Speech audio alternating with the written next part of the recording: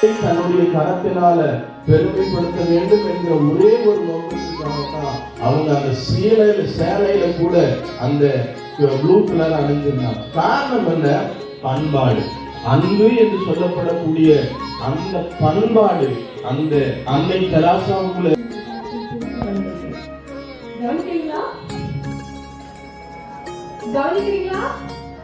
கொஞ்சம் தயார்படுத்துகிறது. ஒரு உதாரணமா நம்ம மலைவாழ் மக்கள் இருந்து ஒருத்தருக்கு நீதிபதியா இருக்காங்க.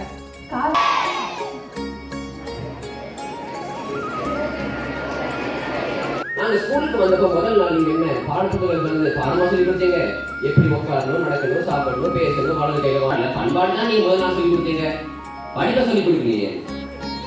ஆசிரியர்களே, இது உங்களுக்கான கேள்விதான். பணத்தை நோக்கி ஓடுறாங்களே, இதற்கான விளைவுகள் என்ன தெரியுமா? முதியோர் இல்லங்களும் வயது முதியோர்கள் அவர்களின் படித்துதான் பெறும். அதுதான் கல்வியினுடைய சிறப்பு. கல்வி என்ற ஒன்றை வைத்துக் கொண்ட என் தமிழ் அன்னைக்கு என் முதல் வணக்கம். இங்கு கூடியுள்ள ஆசிரியர்கள் அவர்களுக்கும் இந்த பட்டிமன்ற பொய்யை நம்பிக் கொண்டிருக்கும் எனது எதிரணி நண்பர்களுக்கும், அதாவது நடுவர் அவர்களே, பண்பாடு அப்படிங்கிறது ஒரு வார்த்தை மட்டும் இல்லை.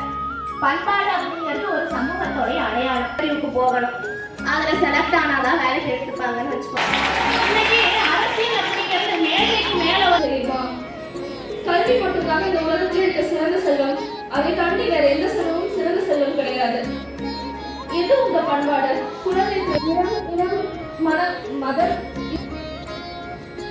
கல்வி என்னும் ஒரு ஆட்டம், அதாவது அணுவை கொண்டு இந்த உலகத்தையே உரையிட்டு படிக்கல. காமராசர் படிக்கல, நானும் படிக்கல, யாரும் படித்து. வணக்கம். தேவையானது படிப்பா பண்பாடா? நான் பண்பாடு பற்றி தான் சொல்ல வந்திருக்கேன். முதல்ல திருச்சி ஓடிடுவாங்க பசங்க. இப்போ பிள்ளைங்க மிரட்டினாலே சரண்டர் ஆயிடுவாங்க பெரியவங்க. டாக்டர் இன்ஜினியர் இந்த பட்டம் மட்டும் வாங்கிட்டு உலகத்துக்கு பெரிய தலைவலியா இருந்துட்டா நம்ம வருங்காலத்துக்கு நம்ம பண்பாடுல என்ன சொல்லித்தரலாம் சொல்லிக்கிட்டு இருக்கிறார்.